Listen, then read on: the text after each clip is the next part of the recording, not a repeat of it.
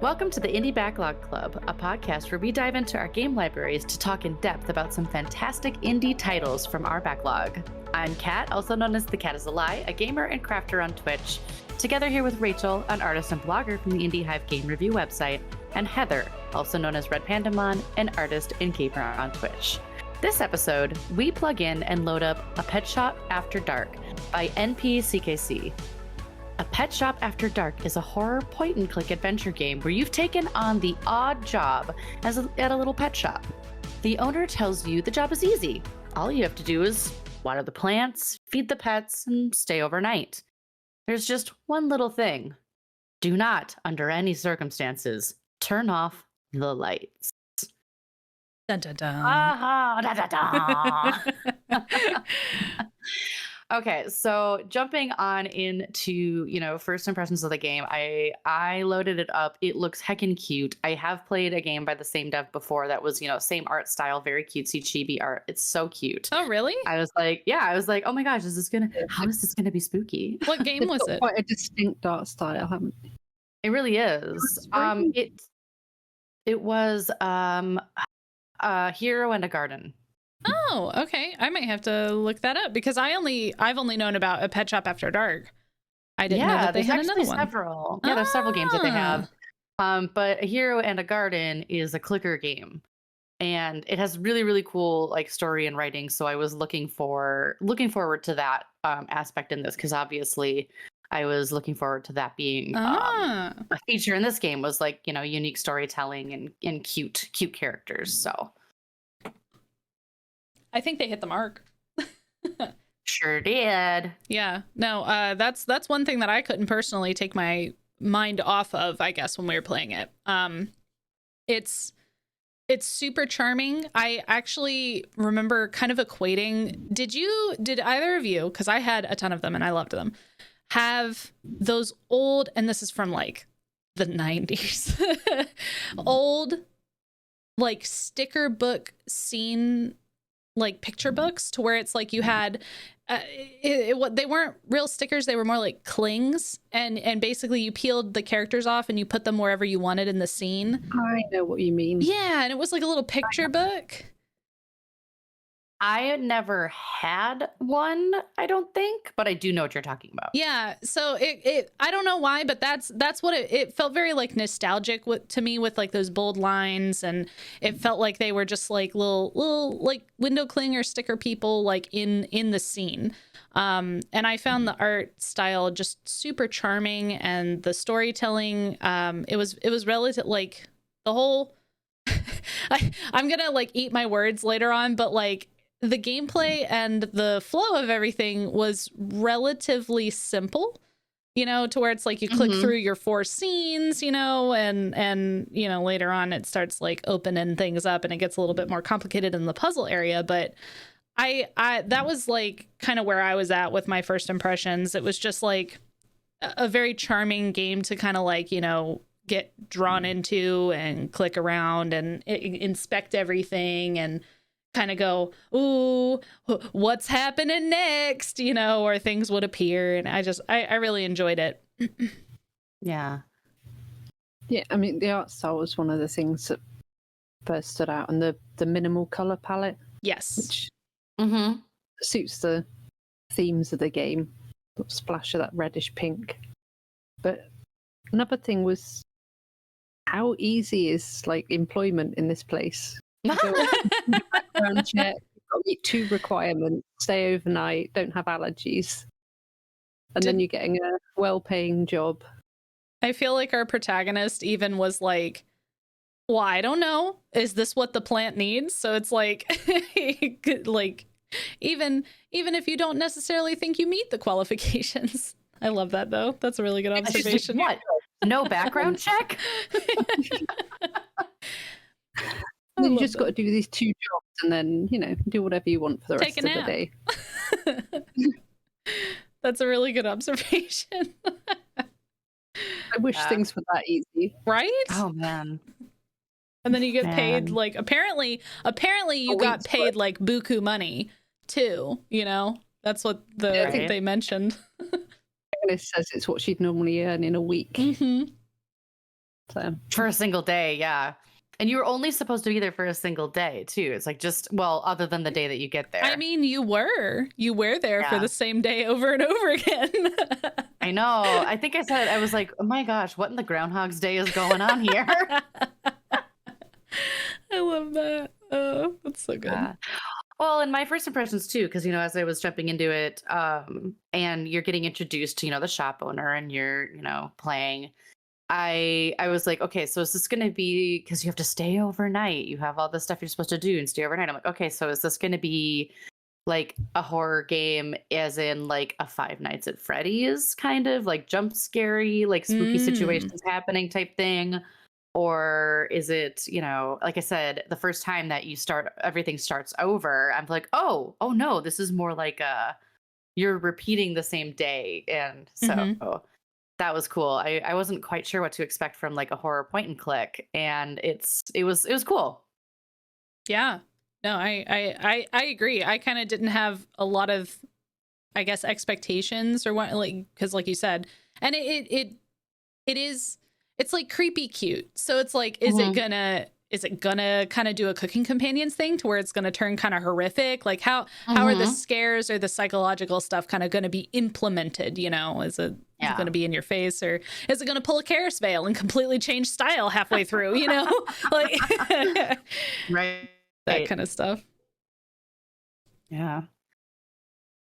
I was always did have a few. The sort of intentional crashes felt a little bit like jump scares. Oh, or that sound. Yeah. The sound is what scared for the rewind. I was like, oh my God. Like the first time that it happened, I nearly threw my drink. Like loud noises startle me. And so it found my one weakness. Yeah. I mean, did you find the sound effects and the soundtracks? I think there's only 2 tracks to it, Before Dark and After Dark. And I mean, it's probably intentional, but it was quite kind of repetitive. Maybe it's because I struggled and my playtime was quite long. So was mine. Don't worry. I did I actually have the shortest playtime this time? You did. Yes. You did. You won. But it sort of occurred to me, this is getting a little bit repetitive, and then I thought, well, maybe that's imitating the repetition in the game. Yeah. Okay. Well, I think there was like a couple main themes. Yeah. And then I feel like it had because the theme changed when we were like in the basement. The theme kind of changed. I can't remember, like when the plant started taking over, it kind of had like a little bit more of like an ominous feel. And all of those 2 tracks that sort of most prominent. Maybe I just completely oblivious. That's also a possibility. Well, I think that's a good observation though, because as you guys know, when you get to the end of the game, the title changes and then the eyeball in the cage changes to be open, and so then it's like a pet shop before dark and a pet shop after dark. And when you first start up the game, there's no eyeball in the cage. Yes, it's empty. Correct. And then I didn't notice that the first time I played. Oh, okay. It's kind of it was all really subtle. The first time I played, I actually didn't even notice that the title changes to a pet shop before dark rather than a pet shop after dark. And I loved those little nuances and stuff within like the art and the music and how things shifted and kind of guided your perspective as you were going on. And then I guess like we'll go ahead and like discuss a little bit of the mechanic. The main mechanic within the game is what was clarify? I really like the music. Oh yeah. I mean, I kind of figured, and I didn't think Ari hates the music. No, I just realized it probably might have come off as a bit of a negative comment, but I did enjoy the music, especially the I think it's After Dark, and it's got that sort of heartbeat sound going on. That's a really good observation really too. Building tension. Did a good job of that. So.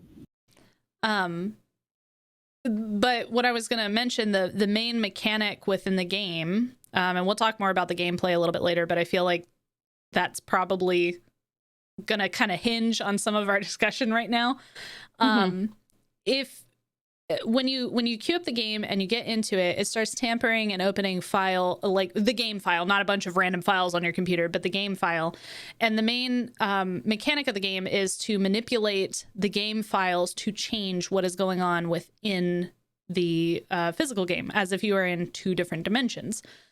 Go ahead. I was just going to say, I'd say the game takes place as much in the files as it does in the application. Oh, yeah. It's like, yeah. It is very much, I think, a 50-50. Because I guess I'm getting ahead of myself. I wanted to talk about with the music. But I really loved those little subtle nuances of not just the files updating and changing, but the visuals and the music kind of doing that walkthrough as well. I ended up loving that mechanic more than I thought, and those nuances more than I thought that I would. Because when I first saw, oh, this game like messes with your files, I'm like, I am not big brain enough to be able to like, you know, decipher all of this stuff that's gonna throw at me. And I actually really loved it a lot more than I thought I would. Yeah, I agree with that. I say that hesitantly because I'm already bad at puzzle games. So this added a whole other layer to it. I actually wasn't sure what to expect. So when I started up my YouTube video of it, which I haven't posted yet because I was only able to play literally moments ago. When the window popped up, I almost didn't even notice it because it popped up on my second screen. And I was like, oh, I must have just accidentally opened something. And I kept moving through the game. And then I looked over and was like, oh, there's a file window open. Oh, so I like had to like, I added it to the stream overlay so that people could see like what I was doing with the file window at the same time, which was, it was really cool. Thing. I thought that was really neat. Yeah. But yeah, I really loved how the art and the music kind of came together into, it was very stylized, you know? Yeah. Especially go ahead. Even the music, like we were saying, you know, the art itself is kind of chibi and whimsical. Even the music was a little chibi and whimsical. So it felt like it fit with the art. Like if this was having like really horror, stingy, throbby music throughout it, I don't think it would have meshed with the art or like the way you're playing through the game. So I think that the puzzles really give you enough tension really well. Yeah, the two played really good hand in hand, which I always really like. I like that when it's, you know, it's immersive enough that you're like, oh yes, this makes sense. Yeah, no, I totally agree with that. Sort of whimsical's the perfect word for it because it's still a little bit creepy, but it's got that kind of a light-heartedness to it at the same time. Yeah, it's like Studio Ghibli creepy. That's a really specific creepy. Yeah, right. It's like not there to scare you, but it's definitely there to set a mood. Yeah. Oh, that sums it up perfectly. Yeah, it's there to set a mood, 100%. Yeah. Yeah. Especially like I think of like the basement scene where your screen like fills up with white. And I was so upset about that. I'm like, no, stop. The drowning. Yes, but please don't. My poor character's been through so much. Right. You're okay. I know. And I know that now. Okay, I know that now. You're safe. You're safe here in the files. Cat's like simulation awareness is like perking up again. Yeah, right. Oh man. I also I loved, since it was, you know, Ari mentioned limited color palette, and it does have a limited color palette, but I really loved the whole black and white, quite literally. Where, you know, when we get to the true ending, I guess we'll say, you get that inverted, you know, and our ghost friend on the other side of the phone is all in the black outline and nothing else in the center, and then we're kind of like in the white color palette, and so when we let go to the heartbeat, the spooky attic or whatever we want to call it, you know, and everything is like white, you know, and so we like completely disappear, whereas like our ghost friend has been disappearing into the black backgrounds, and just that whole like color symbolism of like the flip side of the coin. And, you know, they do a lot of like discussion on like different dimensions and being in two different places or two different planes of existence within that. I really liked that, how it was like, you know, our speech bubbles still popped up, but like we couldn't see our figure or vice versa. And it was really cool to me. That sort of cooperative play with the sort of the player and the protagonist. Yes. Yeah. And that they broke the fourth wall and you got to be a character. That was really cool. I loved that. That was really cool. Yeah. I liked that at the end where like you're not the person who's there for the job. You're not the employee. You're you. Mm-hmm. And even going as far as to like implementing your name. I loved that. Mm-hmm. And then they talk directly to you. I don't know. It was really charming. I loved that. That reminded me of the ET ride at Universal Studios.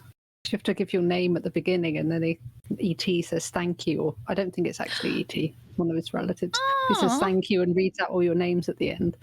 It's just, that's I adorable. went as a child, and that really reminded me of that. Aww. I got that same nostalgia you got from the artwork. But Oh, that's a really like, yeah. It's weird that it touches on those different nostalgia points. Oh, I love that. That's so cool. Yeah, that's sweet. a bit random, but yeah, sweet. Yeah. No, I haven't been on that ride myself. I went on the Transformers ride when I was at Universal, which was wild.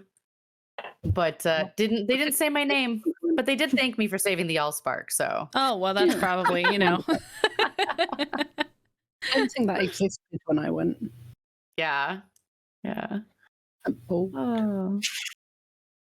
Yeah, the last time I was at Universal, I was 6 years old. I remember nothing. Oh. Yeah. My brain just totally wandered. Where are we at? No, you're what fine. are we doing? We were Sidetracked. discussing the Game nostalgia. yes, and kind of moving into story and characters. Yeah. Who wants to give a recap on the You've got story? your characters, right? Your characters and your things. The stuff and things with your pocket. Like, Who wants to recap the story? Not me. Not it. Oh, I can go with it. Okay, so the story of this game. Wow. Today my brain is just like, yes, shiny, pretty things. And the story of your little pet shop is, who I thought I was in the beginning. You walk in, you apply for a job at the pet shop, and the whimsical witchy shop owner, who is totally not someone you should be suspicious of in any way, shape, or form. She's mean. She's like, hey, so you got credentials? And you're like, what are the credentials? And she's like, do you have allergies? Like, no. She's like, cool, you're hired. And you just take your first day and you peruse through the shop and you kind of get to know everything. And there's all the animal cages for the pets, but there's nothing in them. Yet the nothing eats the food you leave for it, which is suspicious. And then you have your little plants you water and you look around in your 4 little areas. And then you're like, you know what? It's been a busy day. I've done a lot. I should take a nap. And you go and you take a nap and you wake up in the morning and you're like, hey, I guess I did a good job. Time to go talk to the shop owner. She's like, here you go. Here's $1 million. Thanks for doing it. See you later. $1 million? That's true. It's true. But that's what I imagine. I imagine she's like, okay, so don't tell anybody, but here's $1 million. Where did she get that $1 million? I don't know. Transmogrification. Sorry. Go continue. Well, then it's the kind of the part that really starts dragging, really got me and dragged me in is, you complete your first day and you're like, all right, cool. I guess end of game. I did everything I was supposed to do. And the game reboots itself. I thought that whole mechanic of it rebooting itself over and over. Oh my God. I was like, oh no, what did I do? I broke it. Right? Oh wait, yeah. what? Well, and then after that first cool. reboot, that's when it launches your game file folder. Yep. And before that, you're just kind of like, small game, you know, short thing, and then you have so many files like at your disposal and everything, and that, you know, it leads into, that was when I really like snapped to attention. And I think one of my favorite things was then the quite literally light bulb moment when, you know, she's like, you have to delete the light. She says that like through the whole thing, you know, you hear that voice and everything, and it's like, you have to delete the light. Please get rid of the light. Just delete it from existence. And I'm just like, what do you mean? And then the game files open, and the first big caps lock letters, you see light. And I was like, oh, recycle bin? Yeah. Do I literally delete the light? And you do. Yeah, and then everything, quite literally everything shifts and changes, and you know, everything that you were interacting with has like different, you know, dialogue or different ways that you can mess with and everything. And then the pieces started like, you know, falling together in my brain. Yeah. You know, even still, I still was not very good at figuring out the puzzles throughout the game, but I did really love that when you delete the light, like we said, the color palette changes. It goes, you know, to a much more monochrome color palette. Mm-hmm. And it just, I loved that delineation, especially because, you know, it's so simplistic anyways, like the art and the color palette, but it made just such a contrast to be like, ooh, okay, so this is the spooky, creepy part. Like, aha, I get this. That was the thing that made me go through each of the rooms and kind of, like you said, you interact with the things you'd interacted with before, and dialogue changed or thought processes changed, or even in the bedroom, the first thing you do is, you know, you check out the things in the room, and the books on the shelf that you couldn't read in the daylight, suddenly you can read in the dark, and you got to knock on the wall, and then you're like, what wall? Yeah, very cool. Very, very cool way of like shifting the storytelling and having that main character that you're playing with just not like have to rediscover the world that they're in. And it's, you know, Groundhog's Day-esque, but they don't remember. Each time you have to start over, they're kind of like, wait, this is sort of deja vu-y. Like, what am I doing? Yeah. And the sort of the responses that she gives to some stuff, like, this is still locked. Still? Yeah, I loved that. How she was like, you know, still? Wait, what am I talking about? Or like, you know, I guess it's time for me to feed the pets. Pets? Like, you know, you start like questioning as she's questioning, and then you're just like, what? Wait, how do I know that? Yeah. And then you're sitting there like, well, of course you know that. Well, we've been here before. Deja vu. Been in this place before. You know, it's just... it's just really like I really liked the somewhat like, because you yourself kind of become a character, it's I want to say fourth wall breaky, but really like you're just like this outside perspective kind of looking in, trying to like discover things as the character is discovering, you know. And you see things and think of things that they haven't technically thought of yet or considered. And then because you have to, like, the main half of a significant portion of the gameplay takes place in moving files.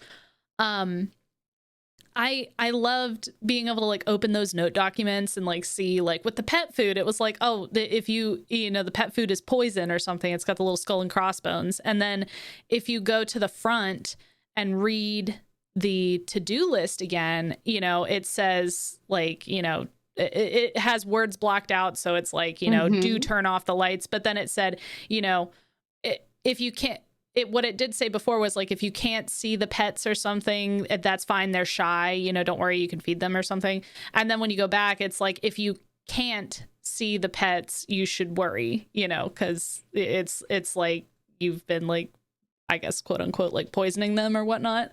And then I felt really bad. So then I didn't feed the pets anymore. I like the you could see the pets in the game files, couldn't you? There was a bunch of image files. Yes.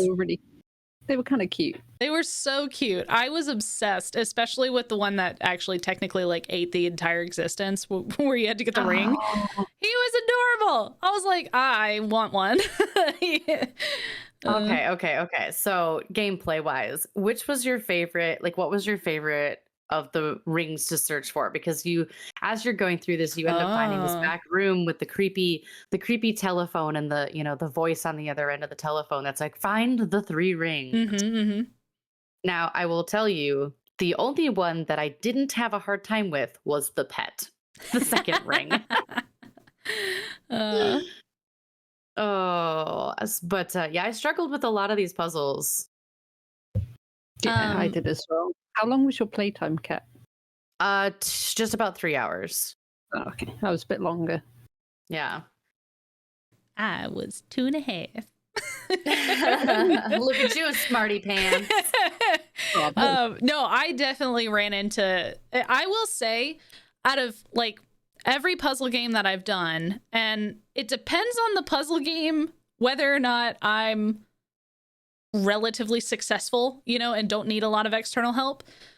This one, there were definitely some head scratchers in there that if I did not look up like certain things, and I guess what frustrated me the most though was I would literally sit and bang my head against a puzzle and I'm like, I have the pieces, I just don't know what order they go in, Yeah. And so then when I actually did look it up, I was like, I was on the right track, I was just like missing the method or something, Yeah. But out of all of those, I think my favorite, and it took me the longest, but it was my favorite because of like just the sheer satisfaction I got from not like looking it up, or even when I did try to look it up, I couldn't find like a definitive answer. So I still had to just kind of like puzzle it out, was the goldfish bowl. With clicking the moons in the proper order. I don't know why, but my brain was just like not connecting the dots, quite literally. I think in my recording, I literally say almost what you just said, which was like, okay, so I got the concept. I just ignored one of the pieces completely because I was so focused on one thing. Yeah, exactly. And you kind of get like wrapped up in that because you have to go back and forth between the game and the game files. Sometimes you're like, is this where this goes? Is this what happens? Like, for example, when we found the seed on the shelf, like way early, I was like, oh, we have to plant this in a pot. And so I was trying to like figure out which pot to plant it in, or I was trying to figure out, I'm like, we have to be able to use this. Why else would they address it? Or the whole cabinet is locked from the inside. And I was like, oh, since we're moving game files, we're going to find a key and I'm going to have to put the key in the cabinet, and I was like piecing things together like that. But then, you're kind of like, what goes where, what goes with what how do where at, the method, how do where at. Yes. But I loved that. And yeah, getting the rings, I think the one that gave me the most trouble and I did have to consult a guide for was the basement, but I took longer. Yeah. Oh yeah. But it was really cool. I love how that puzzle broke down, where you had to like go in the options menu and mess with the volume, Well, and that was like, when I finally figured it out after I didn't watch an explanation for it. I was just looking at stills and I saw a still that I was like, wait a second. That looks sort of like the volume controls and the options. Now, if I had not clicked into the options at any point, I wouldn't have known that. Yes. Yeah. That was definitely the pertinent thing. Yeah. So I love that it was a scavenger hunt type puzzle of where have I seen this before? I do like that they incorporated the options menu too, because I feel like, it's something that you really don't think about. I think the only other game that I, in my personal memory bank, have ever seen to where you have to interact with the menu in order to achieve like a thing in the game is PT. That's the only time that I've ever seen like a menu interaction. I'm sure it exists, but I very distinctly remember having to find a certain element in the game PT in the menu. Not quite the same, but there's a few in a building full of cats. Oh, okay. There's a few cats to find in the menus. Oh, I love that. That's in my list because, being the cat is a lie, I have a ton of cat games that are in my today we need a cute game to play list. Then you didn't hear anything. To be very honest, with my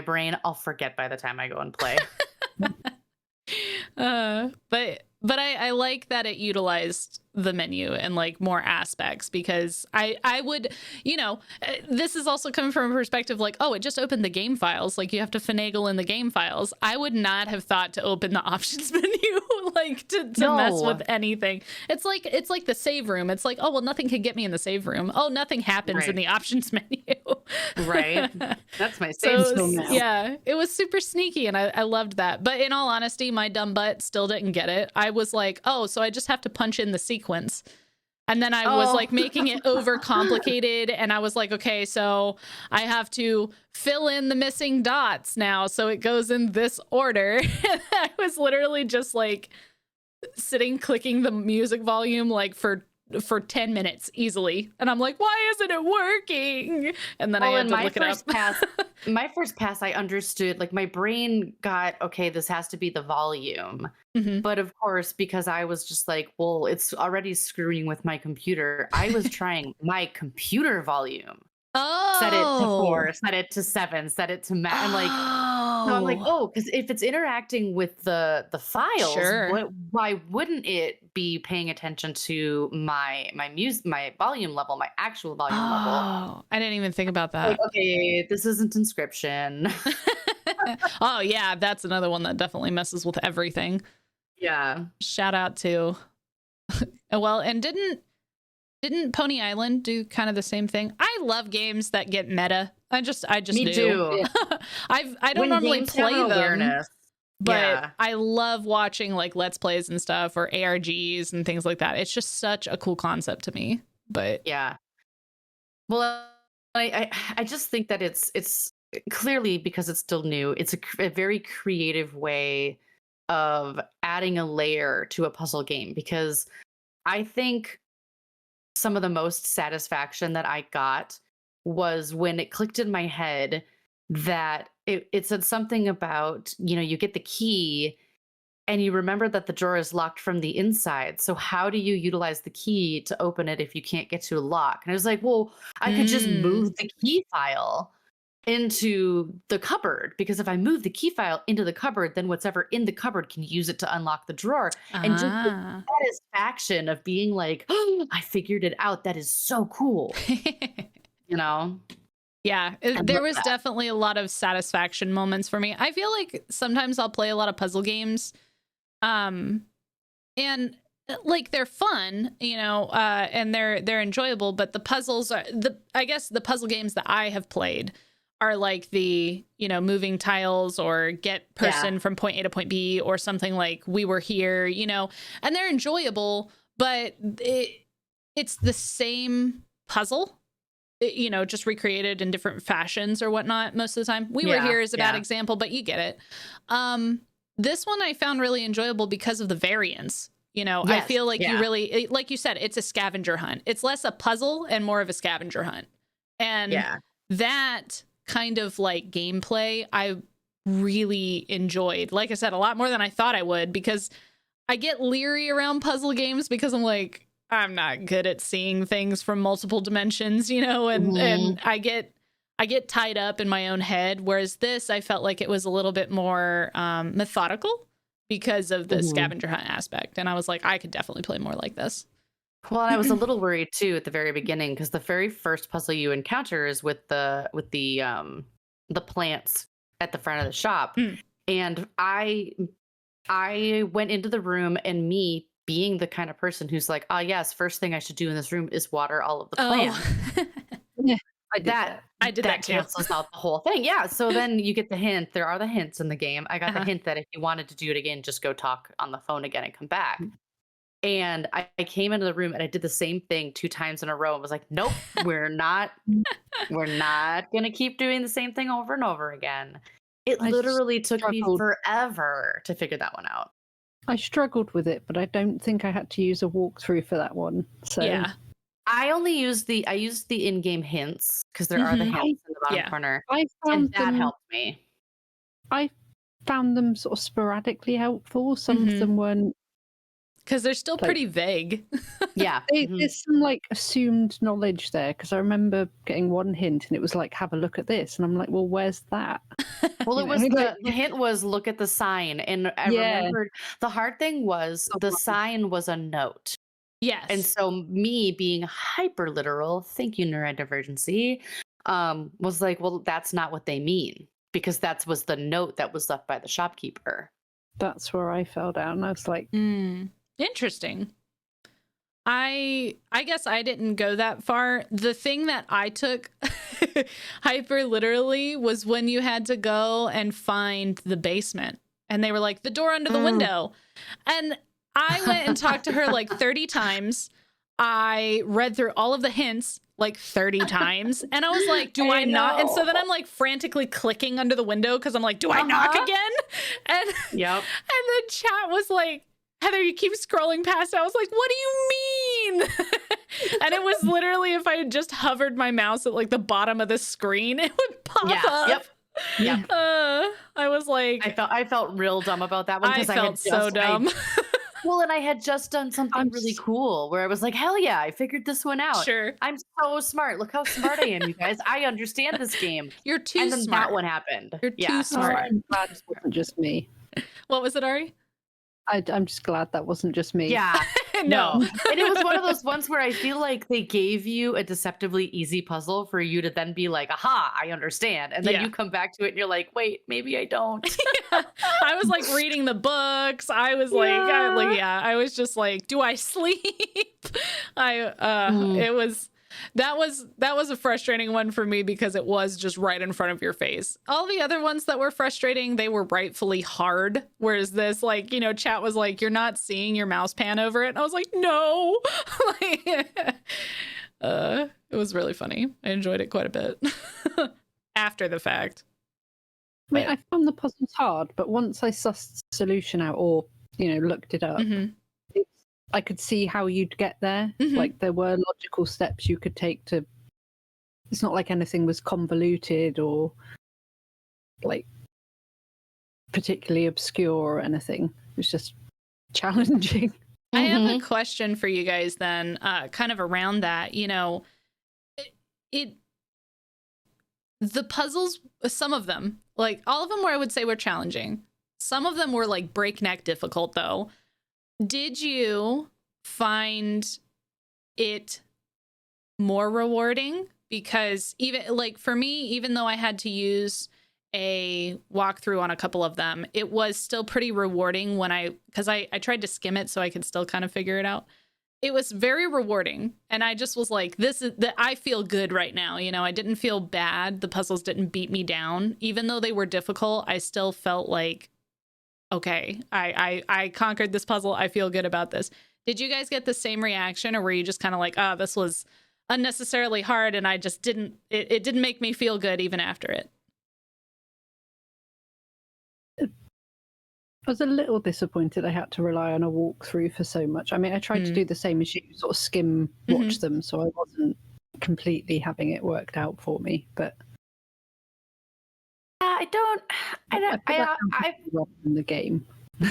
Yeah, I don't love having to do that, but I also accept in knowing the way my brain works, if it's a heavily puzzle-based game, I know that I'm going to have to at some point. So I tried my best to do it until I was just like, nope, there is absolutely nothing else I can think of. And the only one that I thought I would literally never have figured out in a million years was the basement puzzle. But once I did figure it out and I looked at the clue again, I was like, oh, I see. So I wasn't upset by it at all. It didn't make me feel stupid. It was just that sort of that moment of, yep, I was getting stuck in the forest again. Instead of like looking at all of the trees individually, I was like, yes, here's a clump of woods. And had I just been like, wait, look at the individual trees, I would have gotten it. So. Oh, that's interesting. I was curious because I know that I have seen quite a few reviews say that about the puzzles, that they were like, it was so hard and this position or this or this. And even though it was difficult for me, I guess I still felt really relatively rewarded. Even if I had to consult the walkthrough, because the ones that I did, I think I only consulted the walkthrough on 2, and that was the goldfish one, because I was just missing the method, and then the what's it called? The basement one. There was no way. Like my brain just nope. So I definitely had to use the walkthrough and diligently read it, because it was funny because even after I read the walkthrough, I still didn't get it until I read it through like 2 times. Yeah. So just kind of to tie everything together with a pretty little bow. Keep it cute, keep it quiet. How, like, final thoughts, like how, like, overall this game from start to finish, what do you think? I really loved it, actually. I think even if it frustrated me at certain parts, or I was a little bit like in the dark or had to consult a walkthrough, I think it is the most fulfilled that I have personally felt playing a puzzle game, specifically because of the reasons that I addressed earlier. It was way more interactive, and I think that just helped me process like the puzzles themselves quite a bit better. And even though it was frustrating from time to time, or I felt like a big dummy because I was overlooking a freaking button right in front of my face, I actually really enjoyed it, and I think it moved it very quickly into my favorites. Actually, it's definitely in my favorites folder. And I would 100% recommend this game to people that kind of want a different level or a challenging puzzle that has with the file manipulation. I've never played a game like that. It was really cool. The art style was really charming. The music was really lovely. It just kind of hit all the marks for me. So even if it was challenging or I had to consult a walkthrough here and there, I really, really, really enjoyed it. Yeah. I fully agree with that. I don't have a ton to add to what you said because it really captures my thoughts too. I will say, in addition, for me, I've already recommended it to 2 people, and I literally playing this game an hour before we recorded this session. So I think that speaks a little bit to just how cute it was. I was like, oh my gosh. And as I was playing it, I was thinking, oh, this person's really going to enjoy playing this type of game. Oh, this person would really think that the art in this game is cute and like the story. So I love that. I've already recommended it twice. So I think that says a lot. Yeah. How about you, Rachel?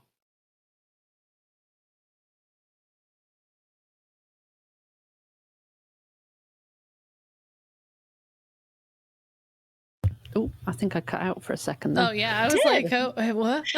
I do apologise. I don't have too much to add.